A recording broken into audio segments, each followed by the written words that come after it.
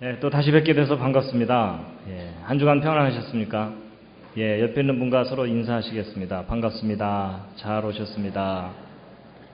좋은 말 많이 하시기 바랍니다. 행복하세요. 돈 많이 버세요. 기독교인들이 돈도 많이 벌어야 됩니다. 왜냐하면 해야 할 일이 많기 때문이고, 다른 사람들을 도와야 할 일이 많기 때문입니다. 오늘 이제 전반기 마지막 강의입니다. 7번째 강의인데요. 오늘도 즐거운 시간이 되시기를 바라겠습니다. 오늘 오신 여러분들을 환영합니다. 제가 환영해 주시러 오늘 꽃을 준비했습니다.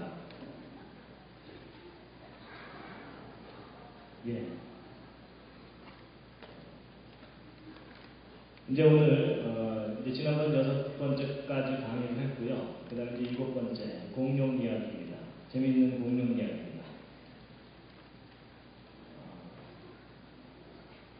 이제 어른들은 사실 공룡에 대해서 크게 관심이 없습니다. 그렇죠? 하지만 이제 아이들, 특히 그 사내 아이들이 이 공룡에 한때 완전히 미친다고 해야 될까요? 다들 집중하는 때가 있습니다. 그럴 때 이제 그 아이들에게 우리에게 무엇을 어떻게 가르쳐 줄 것인가 하는 것인데요. 창세기 1장 25절 말씀인데 함께 읽으시겠습니다. 시작. 하나님이 땅의 짐승을 그 종류대로 육축을 그 종류대로 땅에 있는 모든 것을 그 종류대로 만드시니 하나님의 보시기에 좋았다. 이제 오늘 공룡과 성경입니다. 혹시 살아있는 공룡을 보신 분 계십니까? 그런 분은 없으시죠? 여기는 그 미국 워싱턴에 있는 스미소니언 박물관의 그 공룡 화석 전시실입니다. 이제 다양한 종류의 공룡들의 화석들을 전시해 놨는데요. 이제 공룡은 영어로 다이너소라고 하는데, 다이너라는 말이 무시무시하게 크다 뭐 이런 뜻이고, 사우루스는 도마뱀 이런 뜻입니다. 그래서 그렇게 이름이 붙여졌고요. 혹시 공룡 이름 아는 거 있으십니까? 공룡 이름 티라노사우루스, 또 트리케라톱스, 또 알로사우루스, 또 아파토사우루스. 지금 어른들한테는 이게 다 방언입니다. 그리고 이제 공룡 이름 대보라고 그러면 가끔 어떤 분들이 둘리 뭐 이런 식으로 이 공룡은 아주 유명한 공룡이죠. 바로 이게 티라노사우루스. 공룡의 왕이라고 할 그 공룡이죠. 공룡 이름 몇 가지 좀 알아보면요. 등에 무슨 빈대떡 같은 거 붙이고 다니는 공룡이 있습니다. 이거 이름이 뭐냐면 스테고사우루스입니다. 그 다음에 이제 목이 긴 공룡, 이거 디플로도쿠스라고 하고요. 그 다음에 이제 머리에 뿔이 2개가 있는데 이 코에도 뿔이 하나 더 있는 것 같으니까 그 이름을 트리케라톱스 뭐 이렇게 얘기합니다. 트라이세라톱스 이렇게 하고요. 얘는 그 주라기 공원 영화에 보면 아주 난폭한 공룡으로 나오는데 얘 이름은 이제 알로사우루스입니다. 자, 복습하겠습니다. 얘 이름이 뭐라고요? 스테고사우루스입니다. 그 다음에 얘 목이 긴 얘 공룡은 디플로도커스. 그 다음에 머리에 뿔 달린 공룡, 트리케라톱스. 그 다음에 얘는요, 알로사우루스입니다. 이건 뭘까요? 알입니다. 어떤 분들은 똥 그런데 아닙니다. 알입니다. 근데 공룡은 종류가 상당히 다양합니다. 이거보다 훨씬 더 많은 종류의 공룡들이 있고요. 이건 이제 공룡 알들을 모아놓은 건데요. 이 왼쪽에 있는 이것은 지금 새끼가 알에서 깨어나오려다가 화석이 된 안타까운 상황입니다. 그리고 이제 공룡 알들 모아놓은 거 보시면요, 상당히 큽니다. 그렇죠? 여러분 이거 하나 삶아서 도시락 싸갖고 가면 대여섯 명이서 퍼먹을 수 있습니다. 이건 뭐죠? 공룡 발자국 화석들입니다. 세계 곳곳에서 발견되는데 이건 미국 오클라호마주에서 발견된 건데 이 사람 발자국이 아닙니다. 한국에도 공룡이 살았었나요? 한국에도 공룡이 살았었습니다. 그래서 한국에서 공룡 발자국이 100개 이상 발견되는 지역이 7군데가 넘습니다. 그리고 이제 한국에서 발견된 공룡 발자국 중에 제일 큰 겁니다. 상당히 크죠? 괜히 앞에서 얼쩡거리다가 밟히면 인생 끝납니다. 하여튼 세계 곳곳에서 공룡에 관한 그 화석과 그 발자국 화석 이런 것들이 참 많이 발견되는데요. 이것은 이제 공룡 화석 실제 발견한 장소입니다. 그리고 이제 공룡 화석 중에 이렇게 싸우다가 죽은 듯한 이 모습이 있는데요. 이 남부 몽골 지방에서 발견된 건데 이 오른쪽 공룡의 앞다리를 왼쪽 공룡이 물고 있는 상태로 화석이 되어 있는 그런 상황입니다. 자, 이제 공룡 화석들을 좀 보여드렸는데요. 이건 이제 아주 전형적인 공룡이죠. 그래서 여기 있는 사람하고 비교해보면 한 3배 정도 큰데 얘가 사실 이제 수그리고 있으니까 3배지. 뒷다리로 딱 버티고서 앞다리 쳐들고 고개까지 쳐들면 이렇게 올라갑니다. 대단히 큰 거죠. 그리고 이제 보통 사람들이 공룡이 크고 무시무시하다 이렇게만 알고 있지만 공룡 중에는 작은 것들도 있습니다. 이 왼쪽 아래 보시면 애완용 공룡도 있습니다. 자, 이제 공룡 사진들을 좀 우리가 보았는데요. 이제 중요한 이야기를 하려고 합니다. 공룡의 기원입니다.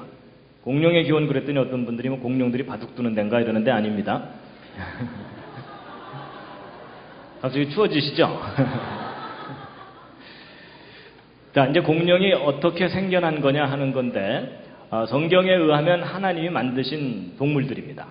근데 학교에서 가르치는 진화론에 의하면 이 도마뱀 같은 종류들이 점점점 변해가지고 공룡이 생겨났다는 겁니다.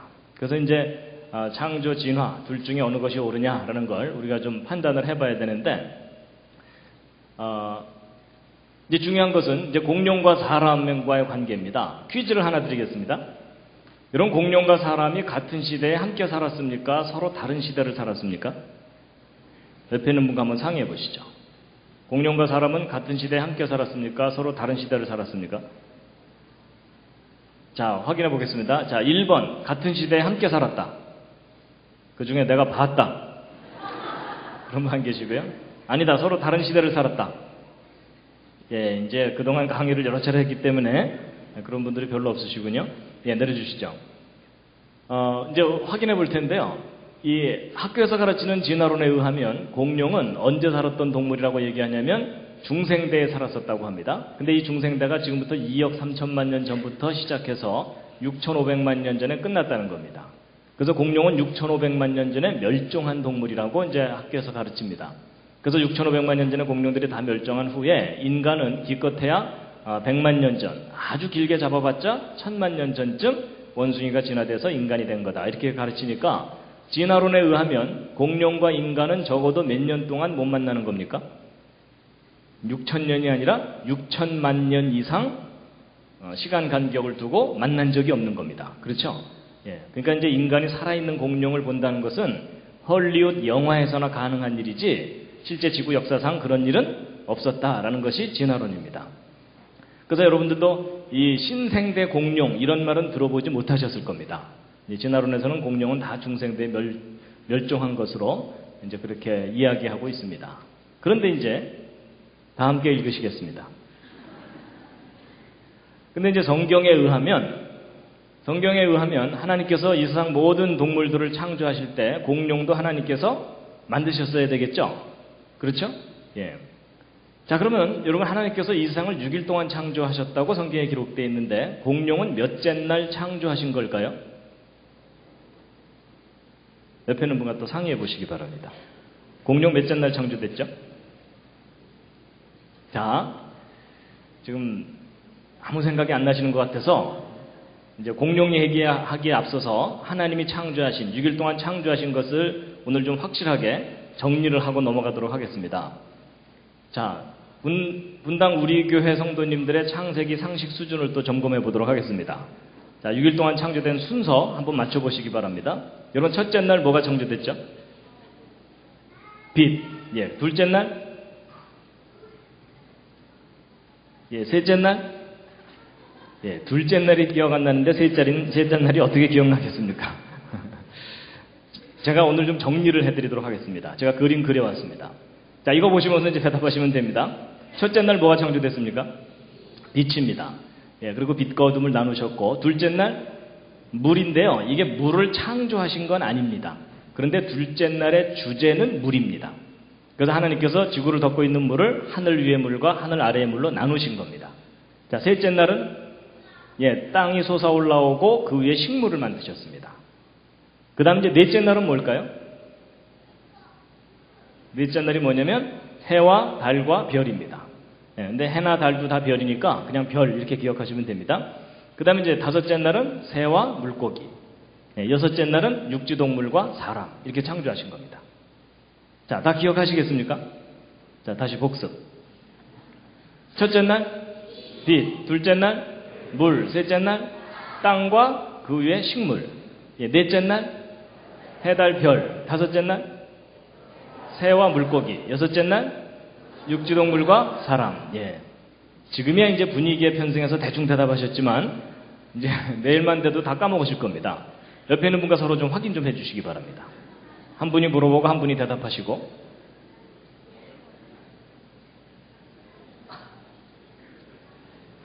이거 뭐 주일학교에서나 해야 되는 것을 왜 이 시간에 하나 이렇게 생각하시면 안 됩니다. 여러분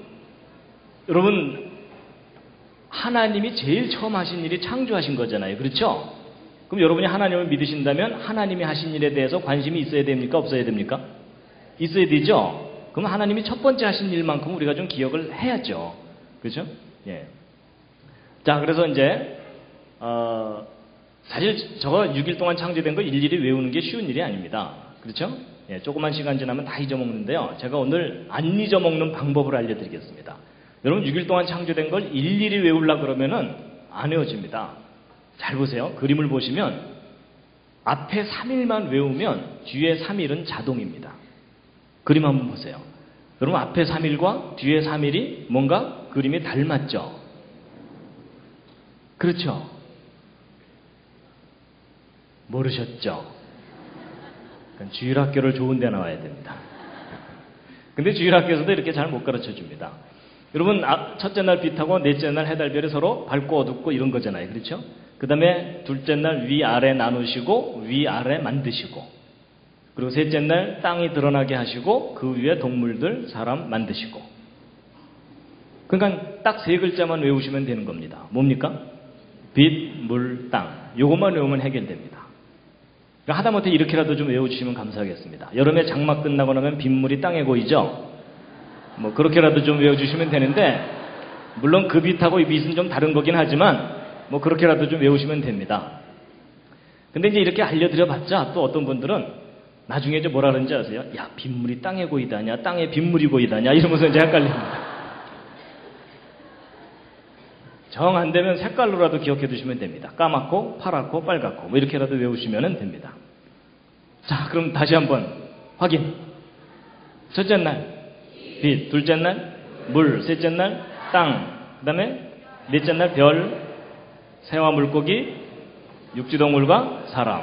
예, 훨씬 수월해지시죠? 그렇죠? 예, 그렇게 하시면 됩니다.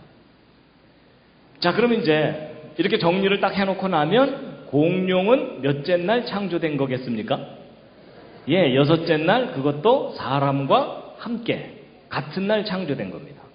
그래서 요즘 말로 표현하면 공룡과 인간은 제조 연월일이 똑같습니다. 그런데 공룡은 유통 과정 중에 멸종한 겁니다.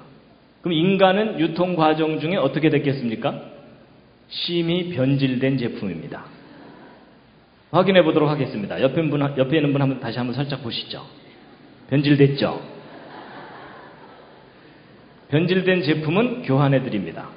그래서 나중에 주님 오시면 다 새 걸로 리콜을 하실 겁니다. 자, 그래서 이제 성경을 보면은 공룡과 사람이 처음부터 함께 살았다는 거예요. 그렇죠? 근데 이제 문제는 학교에서는 진화됐다고 가르치는데 성경에서는 처음부터 함께 살았다고 얘기를 하는 거니까 과연 이 둘 중에 뭘 믿어야 되냐는 거죠. 근데 일반 사람들은 어느 쪽을 더 믿냐면 당연히 교과서를 더 믿습니다. 그렇죠? 교과서는 틀릴 리 없다. 성경이 오히려 신화다. 이렇게 생각합니다. 그래서 이제 과연 이 공룡과 인간에 대해서 우리가 어떻게 아는 것이 옳은지, 그리고 또 그 증거가 무엇인지를 이제부터 함께 보실 텐데요.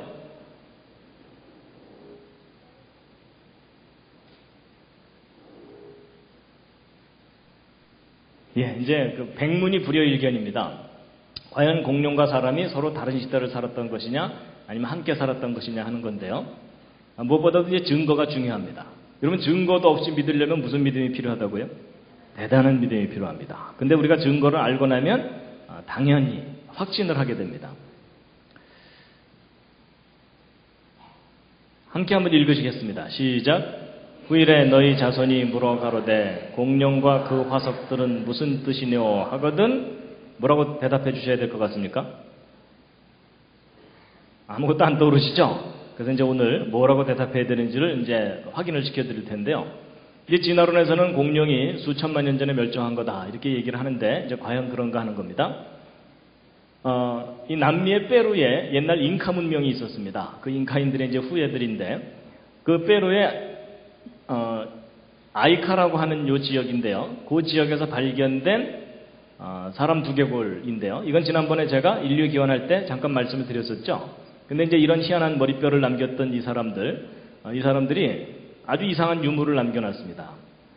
이분이 이제 그 페루 분인데 그 아버지 때부터 이런 검은 돌들을 1000개 이상이나 수집해가지고 이제 소장하고 있고 그걸 이제 사람들에게 이제 알리는 분인데 이게 잉카 사람들의 무덤이나 이런 곳에 부장품 형태로 많이 들어있던 돌입니다. 그래서 잉카 사람들의 유물인데 거기에다가 잉카 사람들이 이상한 그림들을 많이 그려놨습니다. 그래서 이것은 지금 태양 숭배하는 우상 숭배 장면이고 요 밑에 있는 것은 이 동물 하나가 이렇게 엎어져 있고 잉카 사람이 그 옆에 쪼그리고 앉아 있는데 요 머리 부분에 무슨 꼬맨 자국 같은 것도 있고 여기 튜브 같은 걸로 연결되어 있고 여기 이 칼 같은 도구들이 보이죠? 이게 지금 무슨 장면이냐면 뇌수술하는 장면입니다. 잉카 사람들이 뇌수술을 했었다는 구체적인 증거들이 발견됩니다. 근데 이제 그보다 더 중요한 것은 바로 이제 이 그림 보시면요. 여러분 오른쪽 사람들은 분명히 잉카 사람들이고요. 근데 이제 왼쪽에 요 뭐죠? 공룡이죠? 그렇죠? 근데 무슨 공룡입니까? 지금 이름이 중요한 게 아닙니다. 이게 지금 무슨 공룡이냐면 오동통한 공룡입니다. 이게 무슨 얘기냐면 공룡 화석 발굴 장면이 아니고 살아있는 공룡과 싸우고 있는 장면입니다. 그렇죠? 이 잉카의 손에는 무기가 들려져 있거든요. 그래서 이 공룡이 무슨 공룡이냐면 이제 알로사우루스일 거라고 추정되는 공룡입니다. 그런가 하면 요 밑에 있는 공룡은요. 머리에 뿔 달린 공룡 아까 기억나십니까? 뭐였죠? 트리케라톱스죠? 예, 근데 잉카 사람이 지금 손에 도끼 같은 걸 하나 들고 손도끼 하나 들고서 지금 이 트리케라톱스로 올라타고 있는 겁니다. 자, 근데 이 그림을 잘 보시면 이제 퀴즈를 하나 푸셔야 됩니다. 뭐냐면 여러분이 트리케라톱스를 잡으려고 올라탄 걸까요? 아니면 이 트리케라톱스를 길들여서 타고 가는 걸까요? 어느 쪽인 것 같습니까? 잘 보시면 이 트리케라톱스 등 위에 안장이 놓여져 있습니다. 그렇죠? 그러니까 이 트리케라톱스를 사냥하려고 올라탄 게 아니고 저 트리케라톱스를 타고서 어딘가를 가고 있는 겁니다. 아마 더 큰 공룡 잡으러 가는 건지도 모릅니다. 그런가 하면 이 오른쪽에는 목이 긴 디플로도커스가 있습니다. 그 옆에 잉카 사람이 하나 창을 들고 서 있죠. 근데 이게 너무나 이상한 유물인데 왜냐하면 여러분 그 현대 그 과학자들이 이 공룡의 존재를 알기 시작하고 체계적으로 연구한 것이 1800년대 이후입니다. 근데 이 유물을 남겨놓은 잉카 사람들은 지금부터 500년 전쯤에 스페인에 멸망당한 그 이전에 한 1000년 기간 동안 문명을 이루었던 사람들입니다. 그럼 여러분 오늘날의 공룡에 관한 지식이 과거로 전달될 수는 없잖아요. 그렇죠? 그럼 도대체 이 잉카 사람들이 무엇을 근거로 해서 이렇게 공룡의 그림을 선명하게 그려놓을 수 있느냐 하는 겁니다. 그것도 살아있는 모습으로. 진화론적인 편견만 없다면 무엇을 증거하는 거겠습니까? 잉카 시대에도 공룡이 잉카인들과 함께 살고 있었고 그들의 사냥의 대상이 되거나 그랬었다는 겁니다. 참 신기한 유물이죠. 어떤 돌에는 여러 마리 공룡이 한꺼번에 그려져 있기도 합니다. 여기 보시면 등에 빈대떡 같은 거 붙이고 다니는 공룡 기억나시죠? 예. 그리고 어떤 경우는요, 공룡이 사람 뒤에 나타나서 애비 뭐 이러고 있는 장면도 있어요.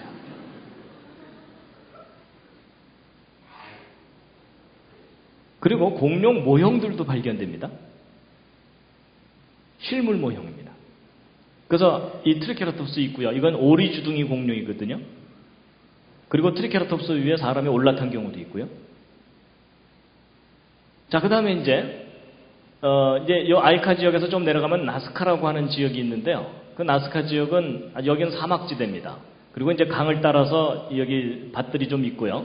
근데 이제 요 부분입니다. 요 부분에 아마도 옛날 읽은 책 중에 고대의 불가사의 뭐 이런 책 있잖아요. 거기에 이제 자주 등장하는 건데 이 하늘에서 내려다보면 거대한 그림들이 보이는 그런 겁니다. 그래서 정작 이 땅에서는 안 보여요. 그림이 하도 커갖고. 그래가지고 이런 100m가 넘는 이런 동물들을 이렇게 선으로 이렇게 그려놓은 그림이거든요.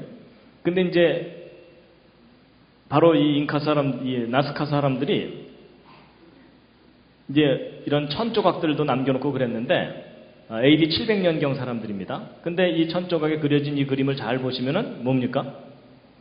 네, 공룡이에요. 그렇죠? 그리고 이제 이 남미에서 좀 올라가서 이제 멕시코의 아캄바로라는 지역에서 발견된 유물들인데 점토를 구워서 만든 어떤 형상들입니다. 근데 이 아캄바로 사람들은 잉카 사람들보다도 더 오래전 사람들인데 대략 예수님 오셨을 때쯤 살았던 사람들이거든요. 근데 이 사람들이 남겨놓은 이런 점토 유물들이 상당히 많이 발견됐습니다. 그 중에 이제 일부 희한한 동물들이 섞여 있는데 그 동물들이 바로 이런 것들입니다. 공룡 종류죠. 그래서 이 추피쿠아로 문명의 유물들인데요. 그래서 여기 이 돈 패튼 박사라는 이분이 직접 이 박물관을 찾아가가지고 이 점토로 만들어진 이 이상한 동물들을 이제 사진을 다 찍어서 지금 인터넷에 올려놓았는데요. 이거 하나하나 보시면요. 공룡들입니다. 이게 지금 초등학생들 경연대회 작품이 아닙니다. 2000년 전 사람들이 남겨놓은 공룡 종류의 동물 모형들입니다. 아예 공룡하고 씨름도 하고 있어요. 그리고 숨 막혀 뭐 이러는 장면도 있고 내 손 뭐 이러는 장면도 있고요.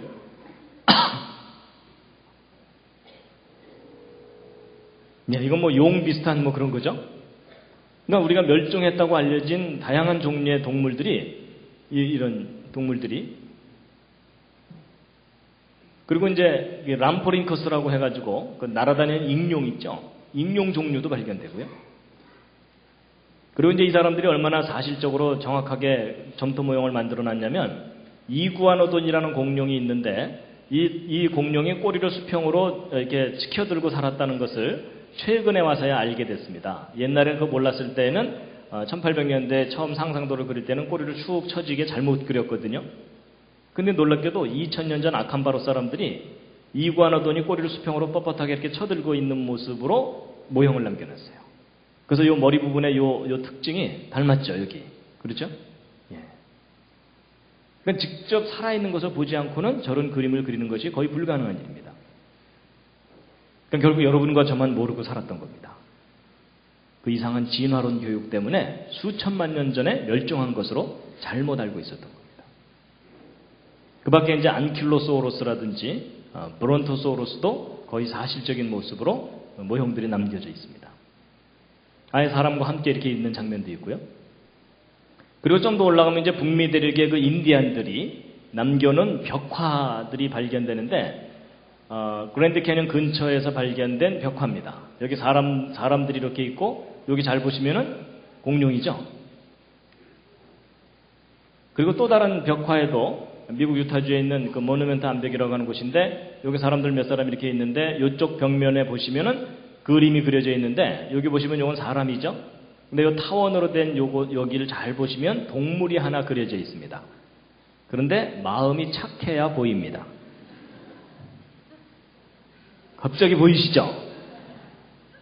네, 대략 윤곽이 이런 모양입니다. 그죠? 머리가 여기 있고 꼬리가 이렇게 있죠? 공룡입니다.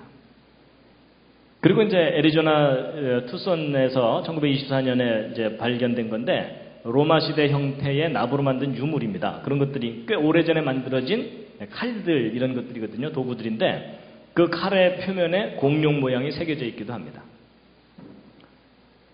그 다음에 이제 캐나다 온타리오주의 어느 이제 암벽에 그려져 있는 동물인데 오늘날 살고 있지 않은 멸종된 공룡 종류일 거라고 여겨지는 동물이 벽화로 남겨져 있기도 하고요. 그다음에 이제 프랑스에 옛날 네안데르탈인들이 살았었다고 하는 동굴을 그런 지대 속에서 발견된 벽화인데 잘 보시면 동물이 2마리가 그려져 있습니다. 근데 이것은 마음이 진짜 착해 보입니다. 보이십니까?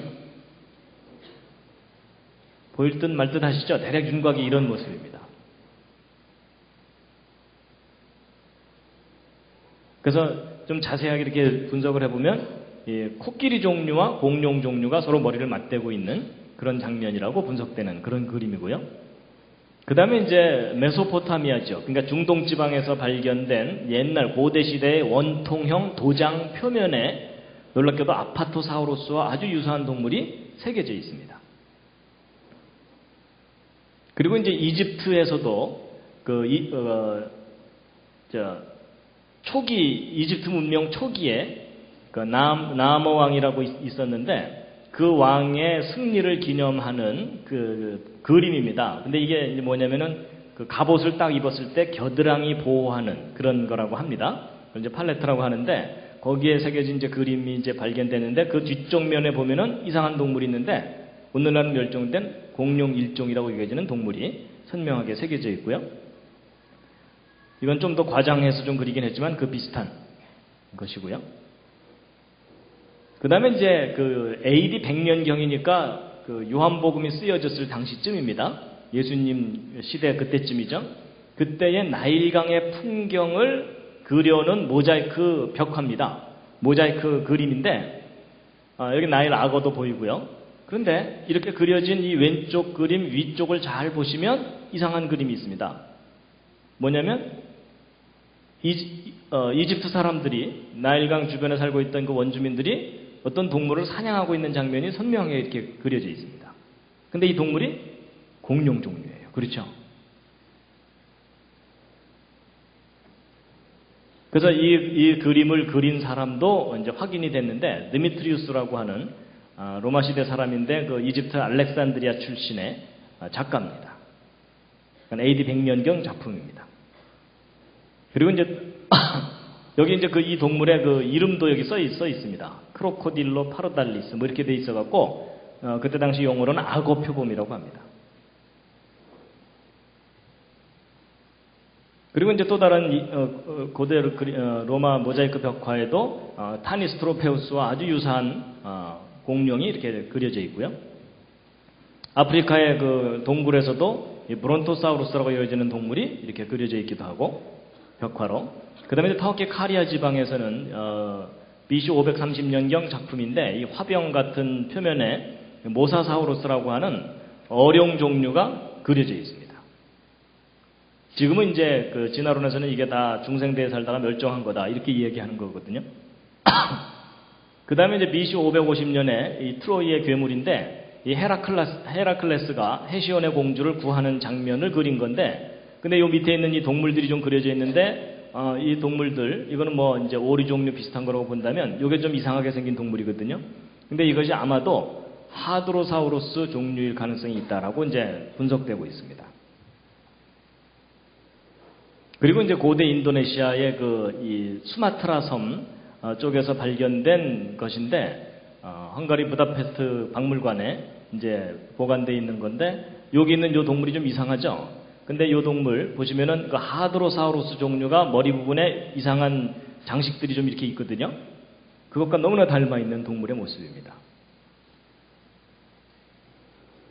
이건 좀 귀엽죠? 이거는 이제 아프리카의 가나 지역에 살고 있는 동물들, 실제 동물들의 모형을 만든 것 중에 하나라고 합니다. 근데 오늘날 살고 있는 형태의 동물이 아니거든요. 그래서 아마 공룡 새끼를 저렇게 모형으로 만든 것이 아니겠느냐라고 추정되는 그런 작품입니다. 그 다음에 이제 그 바벨론 느부갓네살 왕 때에 만들어진 이시타르 문이 1887년에 발굴이 됐는데 그 문 표면에 동물들이 이렇게 새겨져 있는데 그 동물 중에는 이 사우로포드 다이너소라고 추정되는 동물이 이렇게 그려져 있고요. 17세기 독일 소책자에 보면은 마을이 불타고 있는데 익룡들이 날아가고 있는 것이 사파로 이렇게 그려져 있습니다. 근데 이제 아까 말씀드린 것처럼 공룡에 관한 연구는 19세기 이후부터거든요. 근데 17세기 사람들이 어떻게 이런 것들의 존재를 그림으로 그려낼 수 있겠느냐 하는 겁니다. 그 다음에 이제 이집트에서 발견된 또 다른 도장인데, 도장에 새겨져 있는 그림을 잘 보시면은 이 프테로사우루스라고 하는 익룡이 이 가젤이라고 하는 이런 동물을 사냥하고 있는 장면이 남겨져 있습니다. 그러니까 우리가 다 진화론에 의하면 수천만 년 전에 다 멸종했다고 하는 동물들이 역사의 유물 속에 증거들로 이렇게 남아있는 거예요. 그 다음에 이제 호주의 퀸즐랜드의 쿠쿠얄란지 원주민들이 그 야루라고 불렀던 어룡인데 아마도 플래시오사우루스일 거라고 추정되는 동물인데요. 이제 그것에 대한 그림입니다. 이제 실물이 아니고 이제 그림을 그린 것에 불과하긴 하지만 그래도 여기 그림을 이렇게 그려놨을 때 여기 척추를 쭉 이렇게 그려놓기도 했고 식도와 위장을 그려놨거든요. 근데 이 뱃속을 들여다보면 사람 하나가 들어 있습니다. 그건 아마도 이런 식으로까지 구체적으로 그림으로 그린 걸로 보아서 추정해 보기를 이 괴물이 사람을 잡아먹었는데 이 원주민들이 이 동물을 다시 잡아갖고 배를 갈라서 그 사람을 꺼냈다든지 이런 일이 실제로 있었기 때문에 이와 같은 그림을 그리지 않았겠느냐라고 추정하는 그런 그림입니다. 그 밖에도 이제 이 세계 곳곳에서 공룡이라고 여겨질 만한 동물에 관한 기록들이 많이 발견됩니다. 특히 유럽에는 다양한 나라가 있었고 왕들이 있었기 때문에 왕들의 족보를 연구하는 학자들이 고대 문서들을 뒤지다가 이상한 괴물들이라고 하는 기록들을 간혹 발견을 하거든요. 그 중에 좀 더 상세하게 묘사되어 있는 것들의 그 특징을, 묘사된 내용을 보면은 공룡이라고 여겨질 만한 동물들이 기록 중에서도 나온다는 겁니다. 근데 이제 이런 것들은 물론 간접적인 증거들이고, 지금까지 쭉 보여드렸던 내용들은 직접적인 증거들입니다. 근데 이런 증거들이 있다는 사실 그동안 들어보신 적 거의 없으시죠? 근데 예전에는 이런 증거를 개인이 구하기가 참 어려웠습니다. 근데 지금은 인터넷에 들어가면 저런 자료들을 많이 찾을 수가 있습니다. 그 밖에 이제 여러 가지 이야기가 있는데 이거 일일이 다 설명드리면 시간이 많이 가니까 좀 넘어가도록 하겠고요. 잠시 기지개 한번 켜시겠습니다.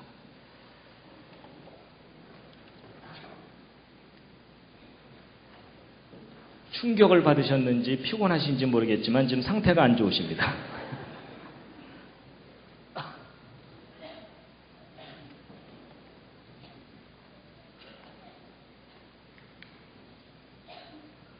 몸 풀고 하겠습니다. 좌향좌 하셔서 옆에 있는 분 안마를 시원하게 해드리겠습니다. 반갑습니다 하신 후에요. 좀 심하게 두들겨 주시기 바랍니다.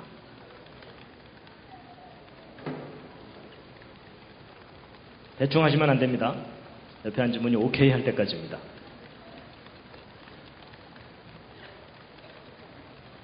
옆에 있는 분이 시원찮으면 위로 아래로 하면서 좀 방향도 좀 제시해 주시고요. 반대로도 좀 해주시고.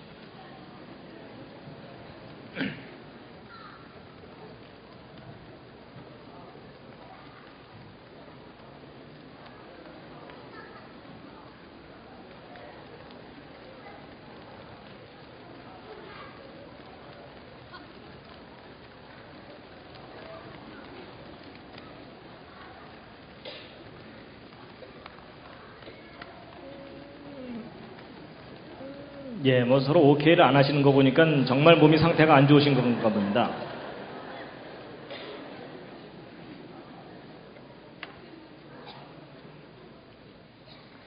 그 다음에 이제 이게 그 공룡 중에 아주 유명한 티라노사우루스죠. 여러분 자동차하고 사람하고 비교하면 이렇게 큽니다. 큰 것은요. 그러니까 여러분 이게 분당을 돌아다닌다고 생각해 보세요. 집에 늦게 들어가는 아이들 하나씩 잡아먹는다고 생각해 보세요. 걔 이번 주에 안 왔던데 어떻게 됐어? 지난주에 잡아먹혔어. 뭐 이러면 얼마나 끔찍하겠어요. 근데 이제 이 티라노사우루스 렉스에 대해서 참 신기한 증거가 하나 발견되는데요. 미국의 이 잭 어너라는 공룡 연구하는 박사가 있는데 그 밑에서 일하는 메리 슈바이처라는 연구원이 티라노사우루스 렉스의 다리뼈 화석을 발견한 다음에 그 내부를 구조를 조사한다고 현미경으로 들여다보다가 뭘 발견했냐면 화석화되지 않은 이 티라노사우루스 렉스의 그 티슈, 그러니까 그 생체 조직이 발견된 겁니다. 돌처럼 단단하게 굳어있지 않은 소프트한, 부드러운 이 티라노사우루스의 그 생체 조직이 발견된 거예요. 근데 여러분, 수천만 년 전에 멸종한 거라면 저런 증거가 남아있을 수 있겠어요, 없겠어요? 절대 불가능한 일입니다. 그렇죠? 심지어 적혈구 흔적도 발견됐는데, 여러분, 이 뼈 같은 것은 수천만 년 보존될 수 있지만 적혈구 같은 것들은 이 분자 결합 구조가 약하기 때문에 시간 지나면 자연분해가 일어납니다. 그러니까 저 수천만 년 됐다면 절대로 남아있을 수 없는 그런 증거물들인데 놀랍게도 그게 발견이 된 겁니다. 그러니까 공룡 절대로 수천만 년 전에 죽은 동물이 아닙니다. 이 티라노사우루스 렉스는 분명히 죽은 지 얼마 안 된 겁니다. 6,500만 년 전에 멸종했다. 이런 설명들은 이게 거짓입니다. 뭔가 잘못된 겁니다. 그리고요, 이 알라스카나 이런 지역에 가면요, 이 공룡의 싱싱한 뼈들이 발견됩니다.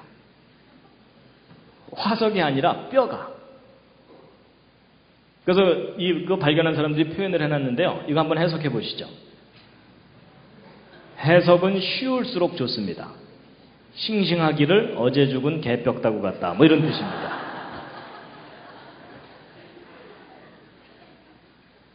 그래서요, 실제 이런 보고서들을 보면요, 1981년에 공룡 뼈들을 알래스카에서 발견했는데, 이 관계자들이 처음에는 너무 신선해가지고, 이 아메리칸 물소뼈 정도로 생각했다는 거예요. 설마 공룡뼈일 거라고 생각을 못했는데, 나중에 자세하게 확인해 봤더니, 뿔 달린 공룡, 오리주둥이 공룡, 작은 육식 공룡의 뼈라는 것이 확인된 거예요. 그러니까 공룡이 절대로 수천만 년 전에 죽은 게 아니라는 결정적인 증거들이 세계 곳곳에서 발견됩니다. 그래서 여러분, 지금까지 쭉 소개해드린 것 줄줄줄 설명드렸지만 전 세계 곳곳에서 인간 역사 속에서 공룡들이 함께 살았었다는 구체적인 증거들이 발견된 겁니다. 여러분, 제가 오늘 이걸 하나하나 확인시켜드리지 않고 말로만 얘기했다. 그러면 여러분 오늘 돌아가시면서 뭐라 그러시겠어요? 아, 오늘은 되게 우기대 뭐 이러셨을 거예요. 그렇죠? 근데 제가 오늘 실물로 다 확인을 시켜드리는 겁니다.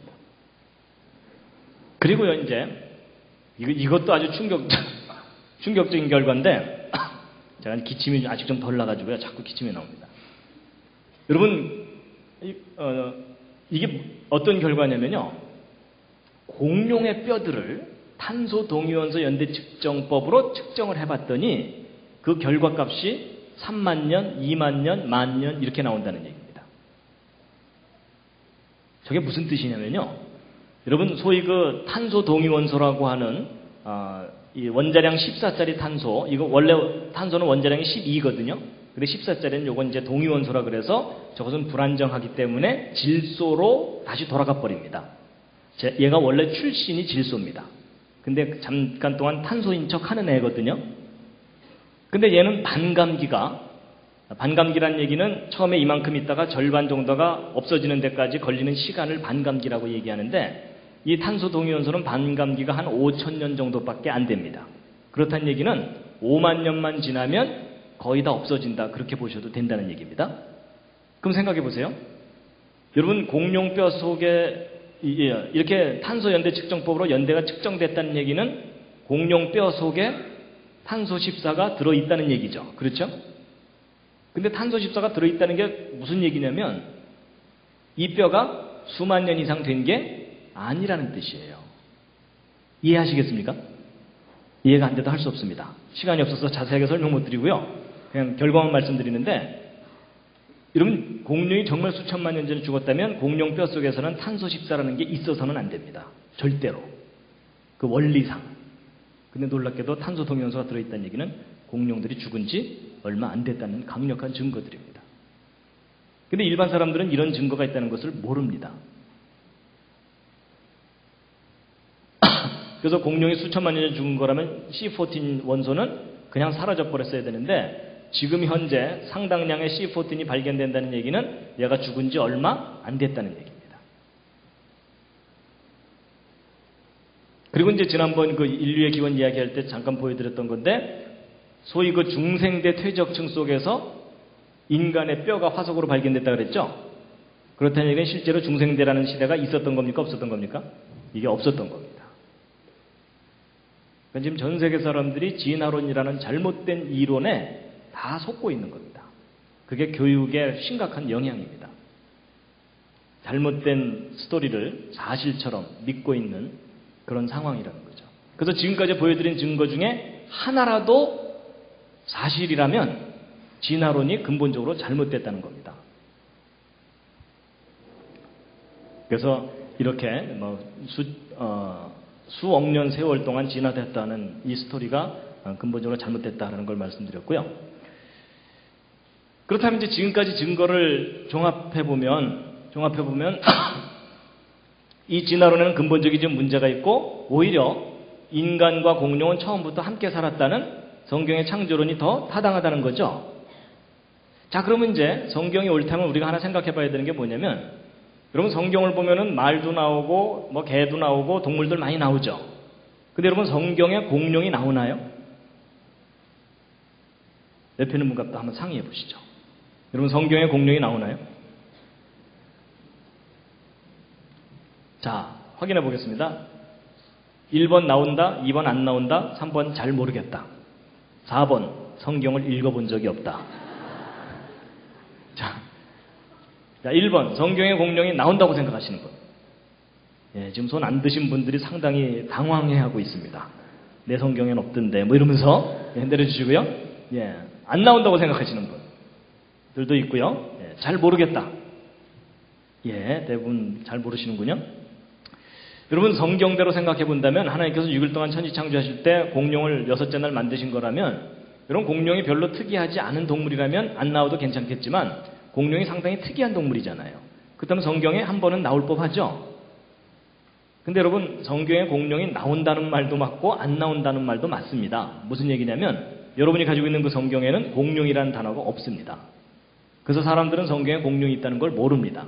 근데 여러분 성경이 원래 우리나라 말로 쓰여져 있던 게 아니라 성경 구약 성경 같은 경우는 히브리어로 쓰여져 있었고 신약 성경은 헬라어로 쓰여져 있죠. 근데 특히 구약 성경 히브리어 원문을 들여다보면 공룡이라고 믿어질 만한 동물이 나옵니다. 그래서 그 대표적인 예가 바로 욥기서의 40장을 보면은 40장 15절에 이제 소같이 풀을 먹는 하마를 볼지어다 이렇게 나오거든요. 여러분 그 욥기서는 그 욥이라는 사람이 이 사탄에 의해 가지고서 이 사탄이 하나님께 가가지고서 쏙닥쏙닥거리면서 제가 한번 이 욥을 괴롭게 하면 이 욥이 하나님을 부인할 겁니다. 뭐 이러는 바람에 고생하는 스토리 아시죠? 예. 그래갖고 이 욥기서 읽으면 참 재밌습니다. 재밌는데 처음 앞부분은 재밌다가 이 욥의 세 친구가 등장하면서 상당히 지루해집니다. 그래서 성동 통독하려고 마음먹었던 분들이 저 세 친구가 나오는 순간부터 시험에 들기 시작합니다. 근데 이제 욥의 고난이 다 끝나고 난 다음에 마지막에 하나님이 짠 하고 나타나십니다. 근데 나타나셔갖고 사실 우리 생각으로는 하나님이 나타나시자마자 욥한테 I am sorry 뭐 이러셔야 되거든요. 근데 성경에서는 하나님이 욥에게 미안하다는 말을 안 하세요. 그러면서 하나님께서 뭐라고 쫙 설명을 하시는데 설명하는 주제가 뭐냐면 내가 창조자다 그 말을 하시는 거예요. 그러면서 이제 이것저것 얘기를 하시면서 내가 땅에 기초를 놓을 때 너 어디 있었어? 말해봐. 아는 거 있어? 얘기해봐. 막 이러시는 거예요. 근데 욥의 대답이 또 신통한 거가 우리 같으면 막 화가 나갖고 괜히 생고생했잖아요. 이러면서 막 대들어야 되는데 욥이 또 그때 저는 죄인입니다. 이러면서 그냥 납작 엎드립니다. 그래서 이 욥기서의 주제는 정말 창조자 하나님을 내가 절대자로 인정하느냐 뭐 이게 주제인 것 같아요. 근데 이제 그 하나님이 나타나셔갖고 욥에게 창조자로서의 권위를 쫙 얘기하실 때 어느 동물을 또 예를 들으세요. 그게 바로 요 대목입니다. 그래서 이제 우리말 성경에는 이제 하마라고 되어 있거든요. 근데 이제 여러분 중에는 아마 그런 분들이 계실 거예요. 드디어 저 교수가 오늘 하마를 공룡의 일종이라고 우기려는가 보다. 근데 제가 여러분 하마를 공룡이라고 우기려는 게 아니고요. 제 설명을 들어보면 이해가 되실 텐데요. 여러분 이 구약성경 욥기서 40장 15절을 히브리어 원문으로 보면 이 베헤모트라고 되어 있습니다. 근데 이 베헤모트라는 동물이 정확하게 무슨 동물인지를 모릅니다. 그래서 영어 성경은 차라리 히브리어 발음을 그대로 영어로 이렇게 해놨어요. 베헤모트라고. 근데 희한하게도 우리말 성경에 하마라고 번역이 된 거예요. 그래서 제가 뭐 러시아에 가서도 남미에 가서도 이 성경 저 성경 다 들여다봤는데 다 베헤모트라고 돼 있어요. 근데 유독 이 한국인의 독창적인 아이디어 때문에 저걸 이상하게 하마로 번역을 해놨는데 여러분 이 동물이 하마가 아닙니다.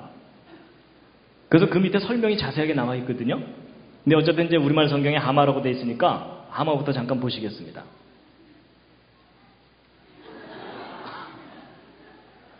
예, 이제 이 베헤모트가 하마인지 아닌지는 그 밑에 설명을 읽어보면 알 수가 있거든요.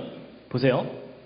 여기 그 힘은 허리에 있고 그 세력은 배의 힘줄에 있다. 요거 하마라고 우겨볼 수도 있는데 그 다음 구절이 문제예요. 그 꼬리치는 것은 백향목이 흔들린 것 같다. 이렇게 되어 있는데 이런 백향목은 성경에 나오는데 성전 지을 때 기둥이나 들보를 쓰는 큰 나무입니다.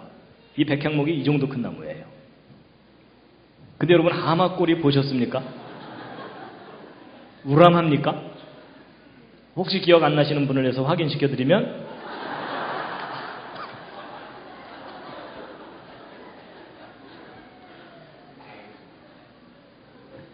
분명히 이 베헤모트라는 동물은 하마는 절대 아닙니다. 그렇죠? 분명히 거대한 꼬리를 가진 어떤 동물이거든요. 그 다음에 이제 19절도 보시면요. 하나님의 창조물 중에 으뜸이라 이렇게 돼 있죠?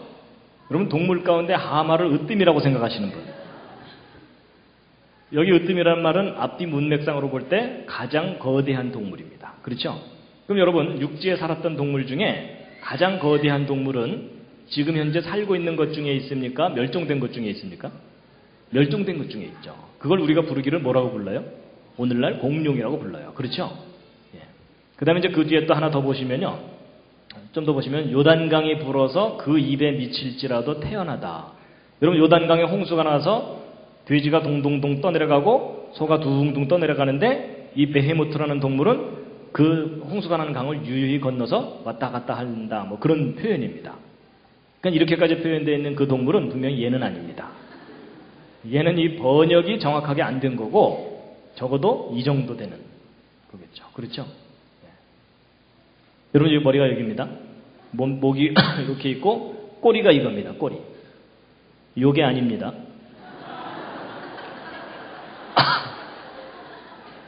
야, 이건 새끼 꼬리고. 근데 여러분 이게 지금 그림이긴 한데 어떤 사실에 근거한 건데요. 이 미국 뉴욕의 아메리카 자연사 박물관에 가보면 이 세 마리의 공룡의 뼈대가 이렇게 전시가 되어 있습니다. 근데 이제 이 뼈를 다 발견한 건 아니고 일부 뼈를 발견한 다음에 이제 복원을 해놓은 모습이거든요. 상당히 큽니다. 이 천정보다 높을 정도로 큽니다. 그 모형이요.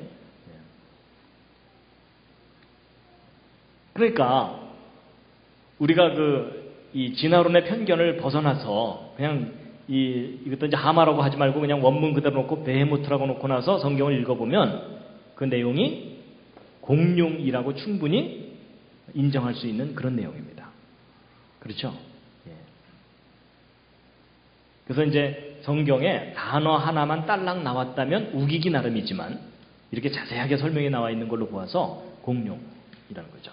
근데 이제 그렇다면 이제 궁금한 게 뭐냐면 그럼 차라리 우리말 성경에 공룡이라고 번역을 해놓지 왜 그걸 이상하게 하마라고 번역을 했느냐? 그거 좀 이상하시죠? 근데 이제 이런 겁니다. 이 욥기서는 수천 년 전에 쓰여진 기록이고요. 공룡이라는 용어는 최근에 나온 거잖아요. 그렇죠?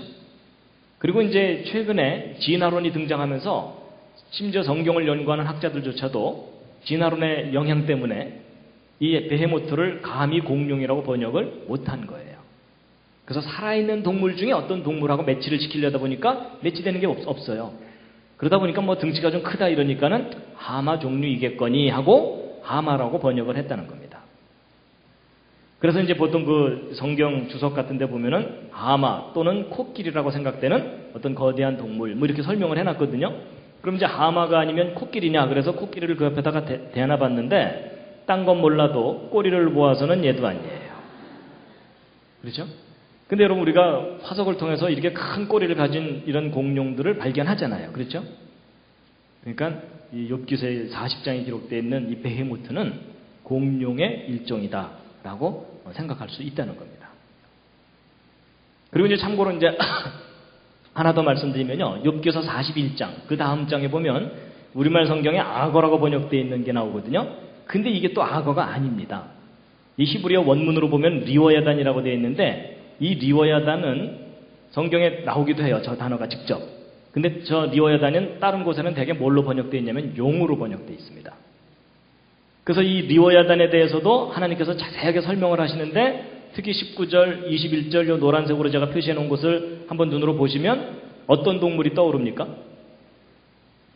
입에서 막 불이 나오는 용이 떠오르시죠? 용? 자, 여러분 또 퀴즈를 드리겠습니다. 여러분 그 막 입에서 불을 뿜는 이 용이라는 존재가 실제 역사 속에 살았었던 동물일까요? 아니면 사람들이 꾸며낸 동물일까요? 옆에 있는 분과 또 한번 상의해 보시기 바랍니다. 뭐 옆에 있는 분이 도움이 안 되니까 이젠 상의를 안 하시는군요. 자, 1번.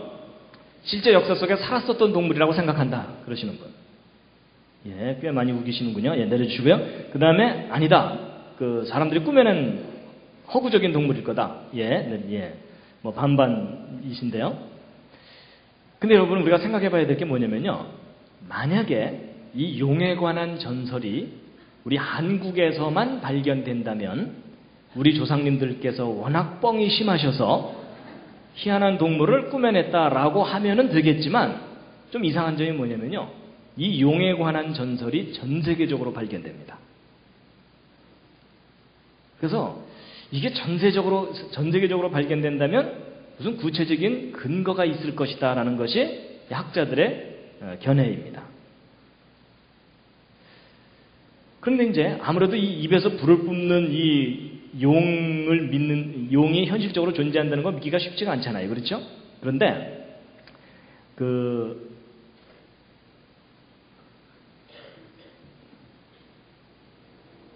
이건 용갈입니다. 실제 용이 아닙니다. 근데 이제 입에서 불을 뿜는 동물이 정말 있을 수 있느냐 하는 건데 일부 학자들은 그게 가능할 수 있다고도 생각해요. 왜냐하면 용은 아니지만 용과 비슷한 아주 특별한 무기를 가진 동물들이 있어요. 그 대표적인 예 중에 하나가 아주 조그마한 딱정벌레입니다. 근데 얘 이름이요. 이 딱정벌레는 종류가 아주 많거든요. 그 중에 이 폭격수 딱정벌레라고 하는 게 있어요. 이 봄바르디에 비틀이라 그래서 얘는 어떤 무기를 갖고 있냐면요.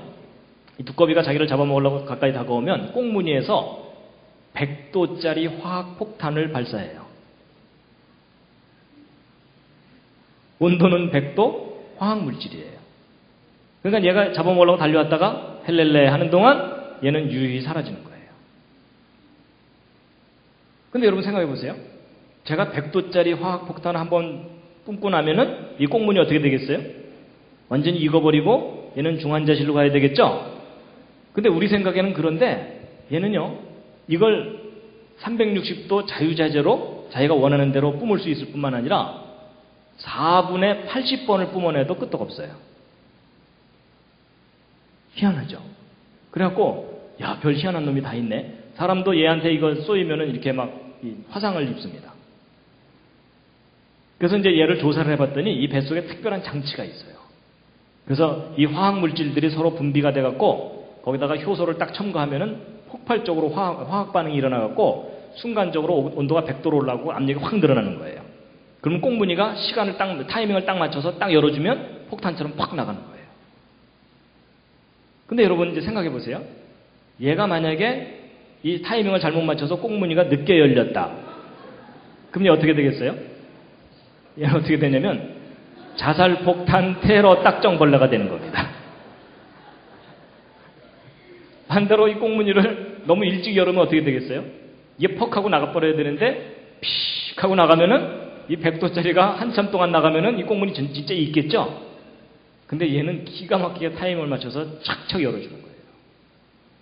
완벽하게 조절이 되어 있는 거예요. 참 신기하죠?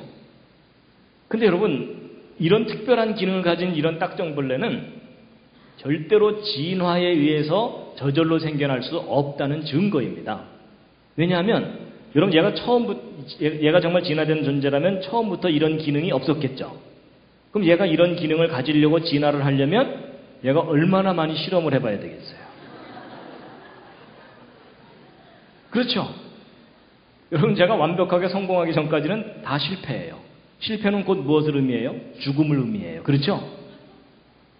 그럼 여러분 이게 진화로 생겨나려면 저런 기능이 없는 딱정벌레 무리가 집단으로 결의를 하는 거예요. 우리는 계속 시도해본다. 뭐 이러면서. 근데 여러분 이건 아무리 생각해도 진화에 의해서는 생길 수 없는 동물이에요. 처음부터 완벽하게 설계하지 않는 이상 불가능한 생명체입니다. 동의하십니까? 예. 근데 이제 보세요. 이런 특별한 화학 폭탄을 발사하는 동물이 있다면 입에서 불을 뿜는 용은 오히려 쉬울 수 있다는 거죠. 여러분 생명체들이 메탄이나 알코올 같은 가연성 물질들을 몸에서 합성해낼 수가 있어요. 여러분도 가끔 뒤로 내보내시죠? 근데 이제 농도가 낮아서 불이 안 붙어서 문제지. 근데 이제 그런 것들을 몸에서 생산해낸 다음에 노즐을 통해서 뿜어내면 되거든요. 그리고 거기다가 뿜어내면서 스파크만 탁 튕겨주면은 사실 입에서 불이 나가는 것은 가능한 일이라는 거죠. 근데 여러분 전기 뱀장어 같은 것은 몇만 볼트 전기를 내잖아요. 그러니까 전기 스파크 같은 걸 탁 튕겨줄 수 있는 장치만 생명체에 있다면은 얼마든지 입에서 불을 뿜는 동물이 존재할 수도 있다는 겁니다. 근데 네가 봤냐 이러면 저도 또 할 말이 없어요. 그렇지만 원리적으로 볼 때 가능할 수 있다는 얘기입니다. 더군다나 여러분 성경에 써 있잖아요. 그렇죠?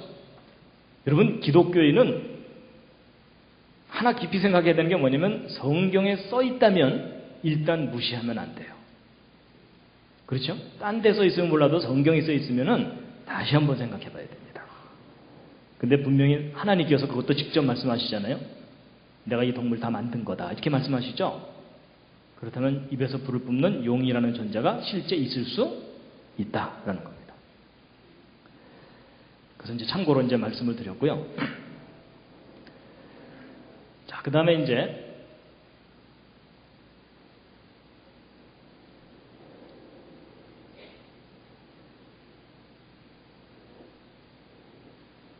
이제 공룡에 대해서 한 가지 더 말씀드리고 이제 마칠 텐데요. 또 다시 한번 기지개 한번 딱 켜시겠습니다. 예.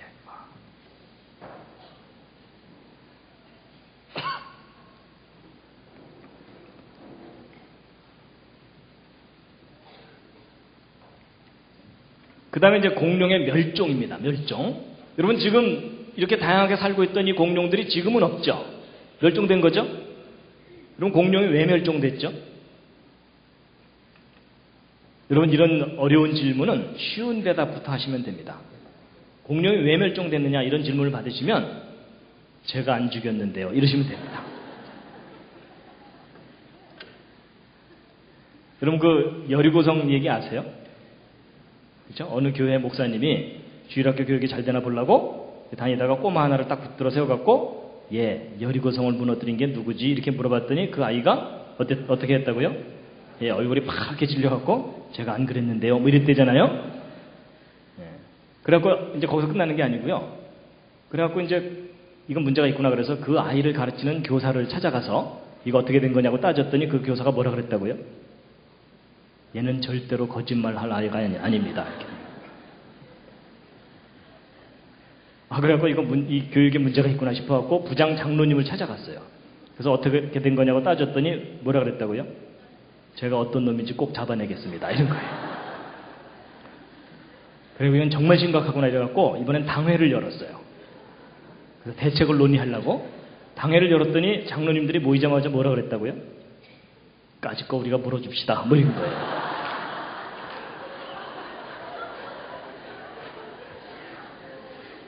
그래서 여리고성 무너진 거 그 교회에서 물어주기로 했답니다.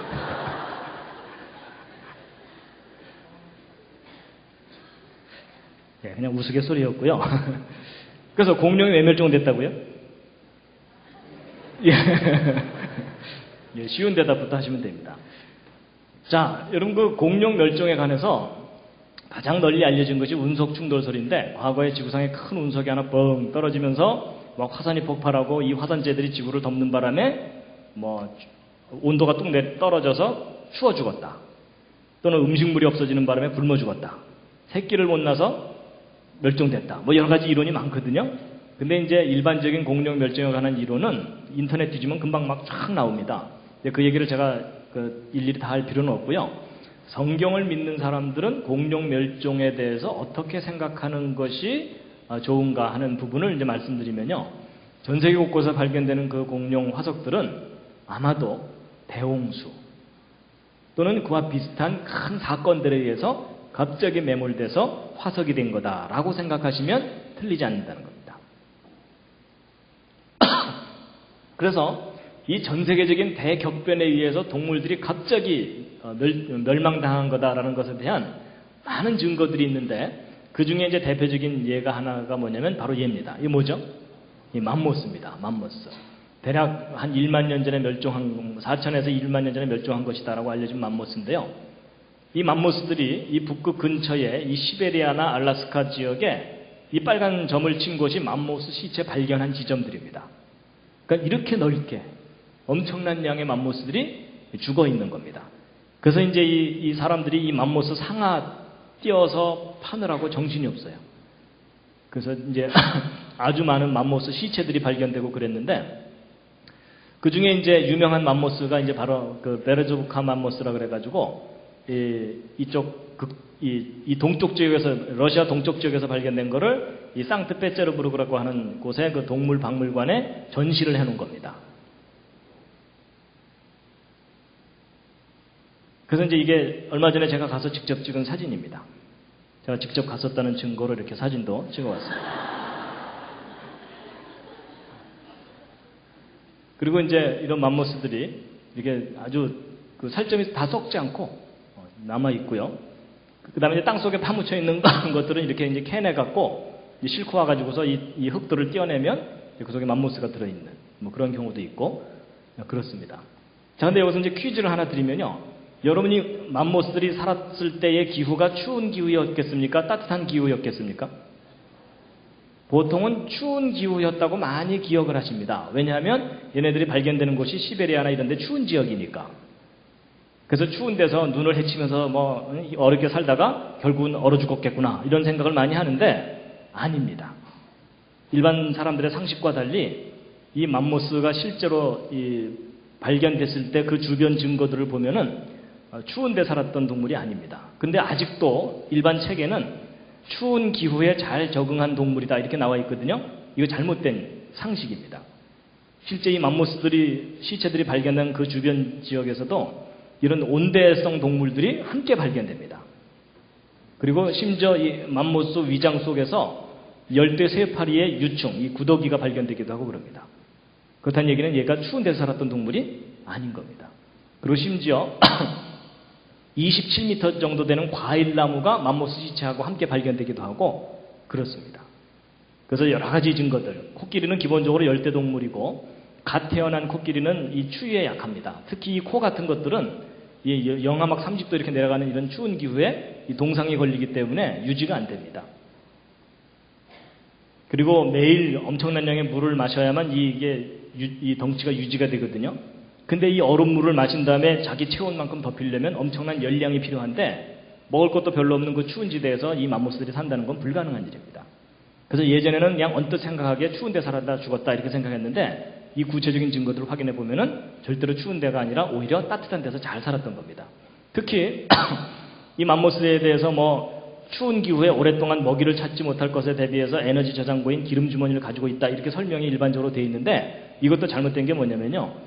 여러분 피하 지방이 많다는 것은 먹이가 풍부했다는 것에 대한 증거지, 그렇죠? 예. 왜냐하면 이 추운 지방에 사는 술록보다는 따뜻한 데 사는 무소가 더 피하 지방이 많아요. 그렇죠? 그러니까 오히려 이 피하 지방이 많다는 얘기는 먹이가 풍부한 곳에 살았었다는 그런 의미입니다. 그래서 실제로 이 북극 지방이 처음부터 추운 지역이 아니었다는 증거들이 발견되는데, 예를 들어 러시아에 가면은 이 나무 쓰레기들이 막 엄청난 더미를 이루고서 쌓여 있거든요. 심지어 1.2km 깊이로 쭉 파내려가도 계속 나무 쓰레기만 나와요. 근데 여러분 나무 쓰레기가 1.2km 두께로 쌓이려면은 원래 그 자리에 있던 나무들이 아닌 거예요.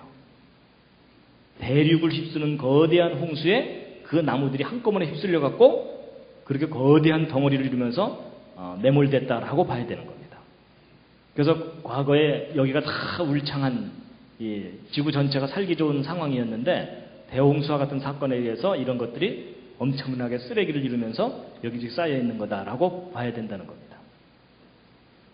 자, 그런데 이제 어쨌든 따뜻한 데서 잘 살고 있던 이 맘모스들이 죽은 거잖아요. 그렇죠? 집단으로. 근데 여러분 어떻게 갑자기 맘모스들이 죽었는가에 대해서 퀴즈를 이제 풀어야 되는데요. 이 맘모스 시체 이 소화기관 내에는 음식물이 남아 있기도 하고요. 그 다음에 이런 맘모스들이 죽고 나면은 따뜻한 데서 살다가 죽었다 그러면은 새나 곤충이나 그 밖에 다른 육식동물들이 이런 것들을 뜯어먹게 되거든요. 근데 얘네들이 이렇게 잘 보존되어 있다는 얘기는 노출되어 있던 게 아니라 파묻혔다는 얘기입니다. 그렇죠?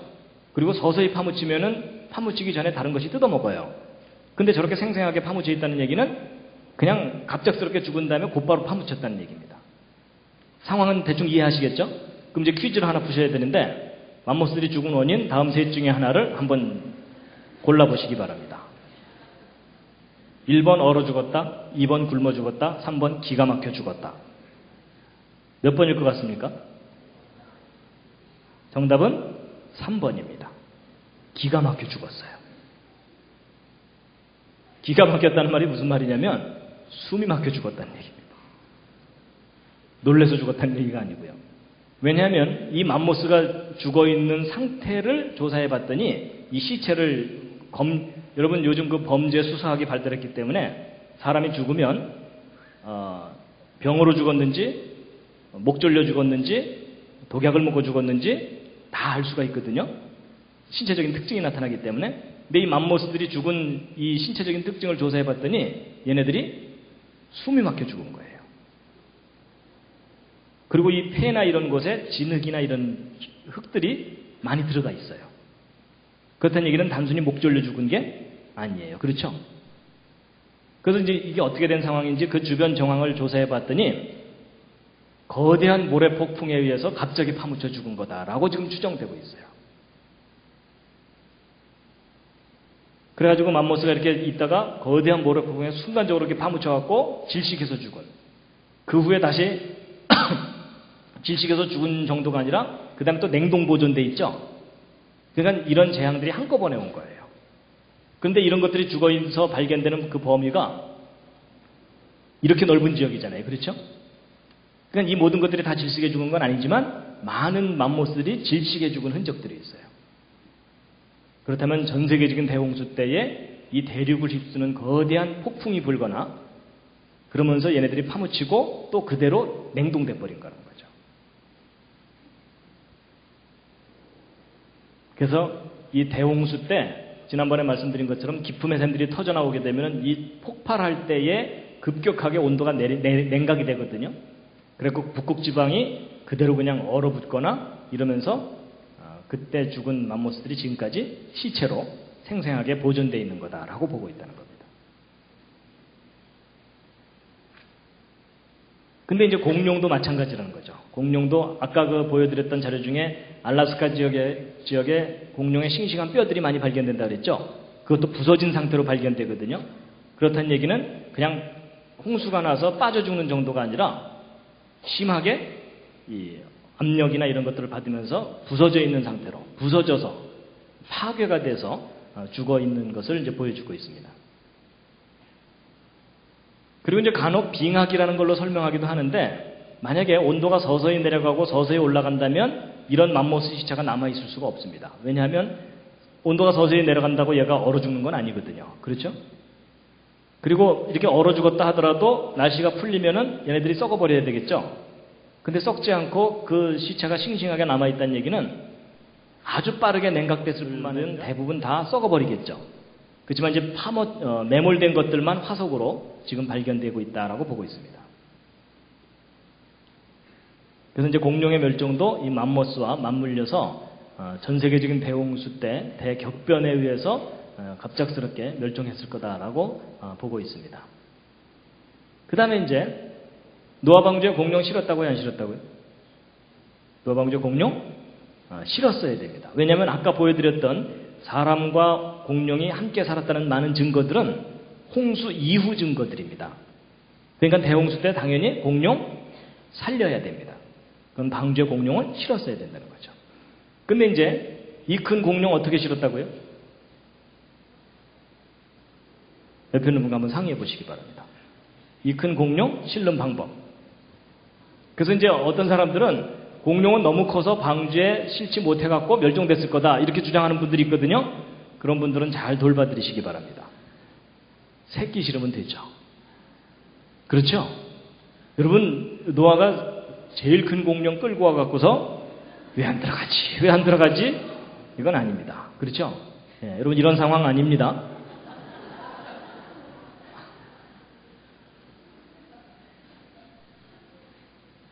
그 방주, 제가 그 동물 넣는 거는 시간 관계상 지난번에 설명을 안 드렸었거든요. 근데 그 동물들 정말 방주에 다 종류대로 넣을 수 있었느냐? 계산을 해보면 충분히 넣을 수가 있습니다. 자, 그 다음에 이제 먹는 얘기가 있는데 이거 좀 넘어가고요. 자, 이제 지금까지 한 얘기를 이제 정리하고 이제 마치겠습니다.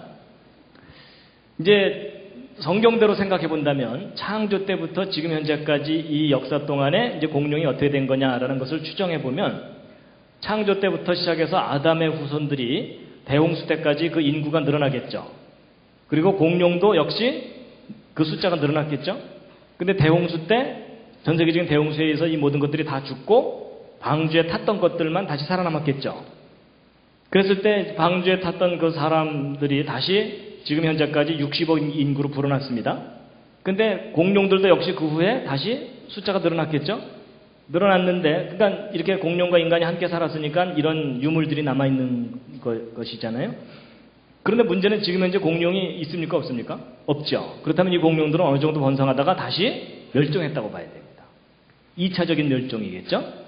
예. 근데 이제 동물들 중에는 먼저 이렇게 멸종한 것도 있지만 시간의 차이를 두고 뒤늦게 멸종해 가는 것도 있고, 여러분 지금 현재 전 세계적으로 볼 때 동물들이 멸종해 가는 쪽입니까? 아니면 새로운 동물들이 진화로 생겨나는 쪽입니까? 예, 지금 아주 빠르게 멸종해 가고 있어요. 그렇죠?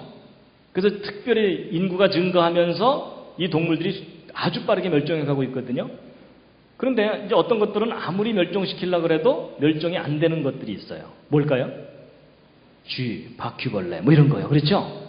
예, 걔네들은 아무리 노력해도 멸종이 안 돼요. 그래서 이제 동물마다 이렇게 시간 차이를 두고 멸종해 갈 텐데 결국 사람들이 동물에 대해서 체계적으로 연구하기 시작한 것이 뒤늦게 연구를 하게 됐어요. 그렇죠? 그러다 보니까 먼저 멸종한 것들은 화석으로만 발견되겠죠? 아마 그것에 해당되는 것들이 공룡일 거라고 여겨진다는 거죠. 그래서 여러분 보통 사람들이 무슨 질문을 하냐면 왜 사자는 살아남았는데 공룡은 멸종했나요? 이런 질문을 많이 하거든요. 근데 여러분 그것은 생각을 바꾸셔야 돼요. 왜 하필이면 공룡만 먼저 멸종했느냐 그런 생각보다는 동물들이 멸종해 가는데 먼저 멸종한 것을 공룡이라고 부른다라고 생각을 하셔야 된다는 겁니다. 좀 바꿔 말하면 이런 겁니다.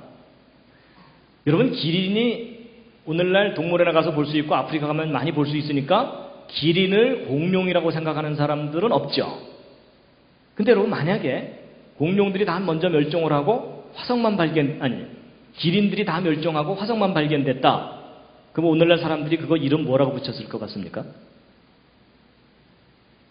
기린을 영어로 뭐라 그러는 게 생각이 안 나시죠? 지라프라 그러거든요. 그러니까 뭐라고 이름 붙였겠어요? 지라포사우루스. 제가 무슨 말을 하는지 혹시 이해하시겠습니까? 여러분 돼지가 오늘날 흔하니까 돼지를 공룡이라고 우기는 사람 없잖아요. 근데 만약에 돼지들이 다 멸종하고 화석만 발견된다. 그럼 사람들이 그 이름 뭐라고 붙였을 것 같습니까? 피그사우루스 내지는 피그노돈.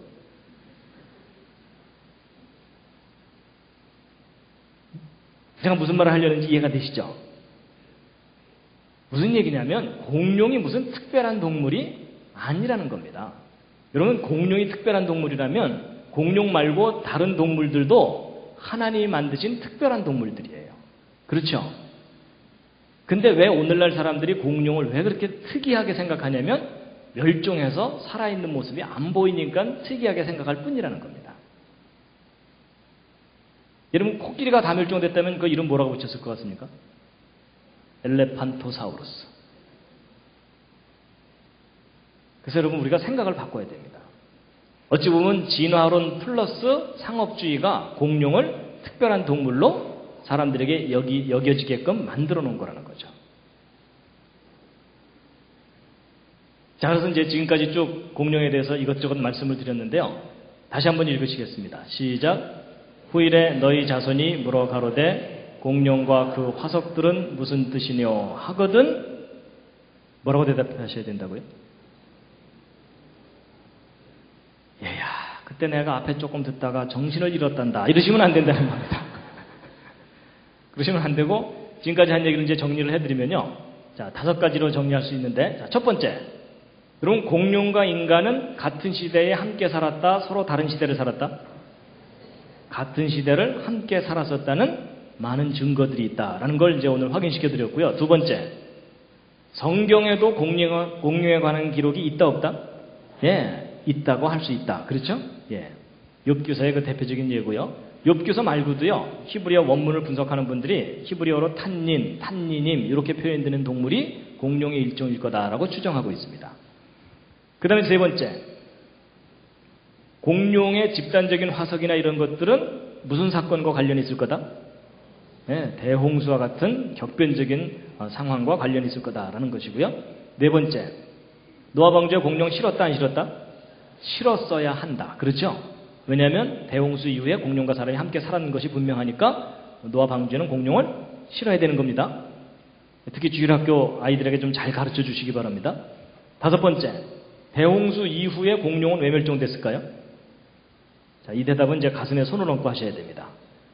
대홍수 이후에 그 살았던 공룡들은 왜 멸종됐을까요? 잘 생각해 보시면 인간이 1차적인 원인입니다. 그렇죠? 여러분 인간에게는 동물들을 멸종시키는 탁월한 능력이 있는 거 아십니까? 그 특유의 잔인함 때문에 그리고 욕심 때문에. 그렇죠? 여러분 바다의 고래들을 멸종시킬 수 있을 거라고는 옛날 사람들은 생각도 못했어요. 헤엄도 못 치면서. 그렇죠? 근데 여러분 지금 말리지 않았으면 바다의 고래들 다 멸종된 거 아시죠? 그래서 이 불어나는 인구와 인간의 욕심 때문에 주변 동물들이 아주 빠르게 멸종해가고 있습니다. 지금. 그래서 공룡들도 예외가 아니라는 거죠. 여러분 큰 동물과 작은 동물 중에 어느 쪽이 멸종하기 쉬울까요? 당연히 큰 동물이에요. 왜냐하면 인간의 눈에서 숨을 수가 없거든요. 그래서 이제 이 5가지입니다. 대략 오늘 말씀드린 내용이었죠.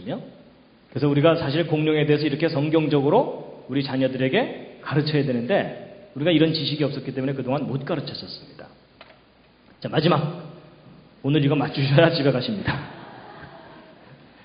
자, 하나님이 창조하신 6일 동안에 창조하신 것. 첫째 날 빛, 둘째 날 물, 셋째 날 땅과 그 위에 식물, 그 다음에 넷째 날 해, 달, 별, 다섯째 날 새와 물고기, 여섯째 날 육지동물과 사람. 하나님이 하신 일에 관심을 좀 가져주시면 감사하겠습니다. 예, 그래서 오늘 쭉 말씀을 드렸는데요. 마지막 꽃다발입니다.